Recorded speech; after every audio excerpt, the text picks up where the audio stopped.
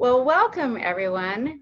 Today we're here with Avanti Centrae, who wrote The Lost Power and the Solstice Shadows of the Van Op series. And her book, Solstice Shadows, has just been released on August 11th. Welcome, Avanti. Hey, thanks, Tracy. I'm excited to be here. I really appreciate your time. I loved both of your books, and I connected with them because I love the archaeological, or you call it Archaeo Astrology, Archaeo Astrology, and astronomy. Archaeo Astronomy. Thanks. Yeah. And to me, Solstice Shadows was like a modern day Raiders of the Lost Ark. There was so much happening and so much action, and so tell us about Solstice Shadows. Sure. Yeah, I loved what you said about it, the modern day Raiders of the Lost Ark. That was pretty fantastic. In general, I like to write stories that combine intrigue, history, science, and mystery into nonstop action thrillers. Usually international thrillers is what I've written so far, a little bit different than your domestic thrillers. And Solstice Shadows is pretty neat. It's about a computer app designer, an encrypted relic, and she's trying to stop some Russians from using this encrypted relic, this star chart. They basically want to do a bicoastal invasion of the United States. Right. Well, it begins with a big action scene, too. Tell us about that. Yeah, so Maddie Marshall is the heroine, and she's a computer app designer, and she also works at a dojo. She's in the process of adopting a young boy named AJ, and he was at the dojo on this rainy winter San Francisco afternoon when they've wrapped up early for the day because of the weather, and her Maddie's ex-boyfriend shows up and offers to walk them home. Well, not wanting to make a scene in front of the boy, she says sure. So the three of them walk home to her high-rise loft, and she just cracks open the door, and she looks inside, and she sees a pin light moving around in her bedroom, and something glints off metal, and she's like, oh no, that's a gun. And so she pulls the door shut, and just then, bang, bang, bullets hit the door jamb next to her knee. Well, she ushers AJ and her ex-boyfriend down the hall, and they get around the corner, and a shootout ensues.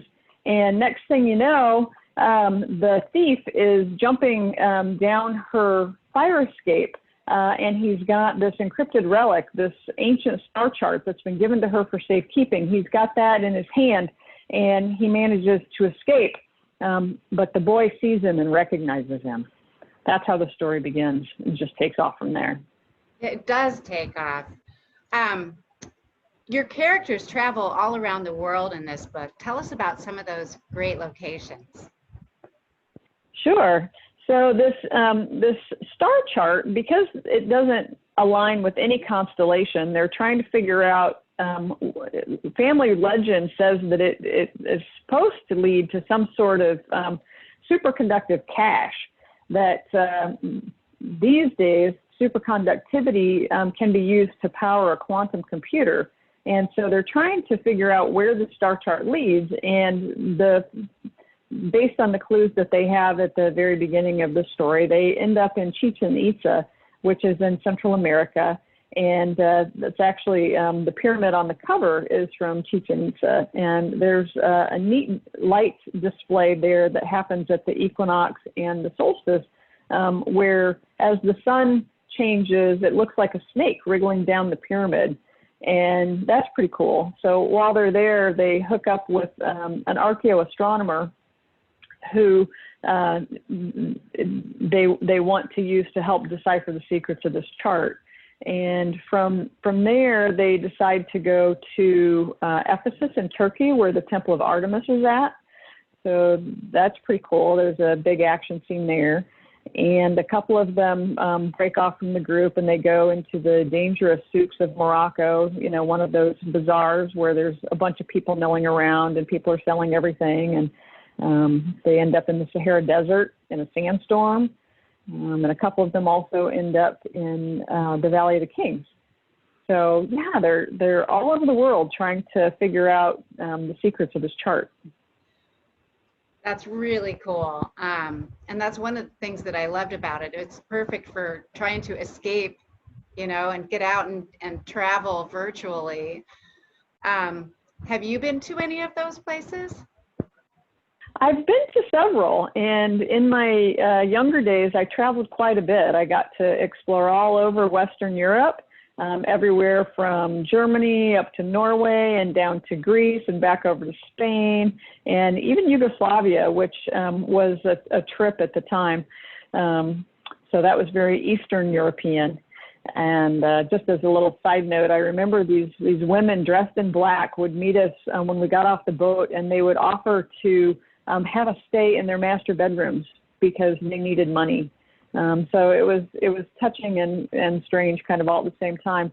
But then I also got to travel to New Zealand and Canada and Central America. So I have been to Chichen Itza. And it's phenomenal. When the pandemic changes, if you need a fun place to go, check out Chichen Itza. Yeah, I've always wanted to travel to the pyramids all over the world.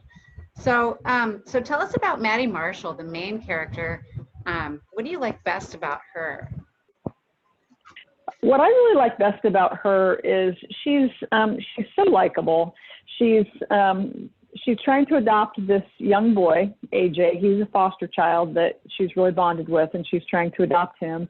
And she's got a lot of integrity. She always wants to do the right thing. One of the more interesting aspects of her is she's into this nonviolent form of martial arts. So viewers that have never heard of Aikido, it's a form of martial art that uses the enemy's energy against them. So if somebody like lunges at you, you don't punch them. You take their arm and you like flip them.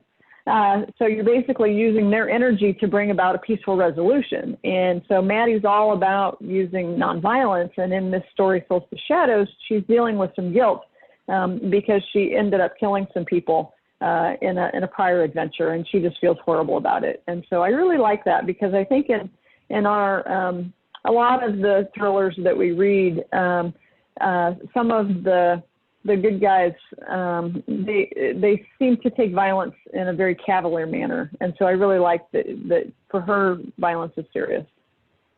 Yeah, I really like that about it. And it seemed like you knew a lot about Aikido too, because it was very realistic how it came across in the story. So have you practiced Aikido? I did practice Aikido for a time. Yeah, it was fascinating to me, and I really enjoyed it while I did that. I studied it for a while, and then I ended up getting more into a form of yoga that I enjoy practicing a little bit more on a regular basis. So I tend to do a little bit more of that now, but I really enjoyed Aikido when I did it. That's cool. So tell us about the two male protagonists. Yeah, so I like writing stories from multiple points of view and seeing how the characters think about each other. So we have two male protagonists. Bear Thornton is a covert agent and Maddie's boyfriend, and he has always wanted to be a spy. He was that kid that dressed up as a spy when he was a little kid. And so it's his dream come true to protect the country, and he's got these big, broad shoulders and bristly hair. As a former Marine, he kind of is the bulky part of that, and he is just in seventh heaven, being able to be a covert ops guy, and he has a huge heart, and he's been in love with Maddie since high school, and with her ex in the picture, he's got a jealous streak, and so it's interesting in the story to see how he and Maddie deal with that jealous streak that Bear has. The other male protagonist is Maddie's twin brother, Will, and he's one of those Eeyore kind of guys that lives life uphill both ways, and it's fun to see his character progression through the stories as he learns that some of those personality traits can actually be an advantage. He likes knives too, which is kind of fun.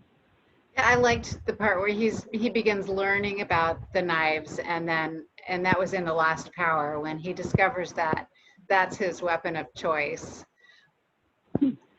Yeah, yeah, I like the aspect of the lost power, and that you've got these just normal people that suddenly get thrust into this really dangerous world, and they have to figure out how to defend themselves. And yeah, Will learns he's got a penchant for knives. Guns he's not so great at, but give him a knife and he's, look out.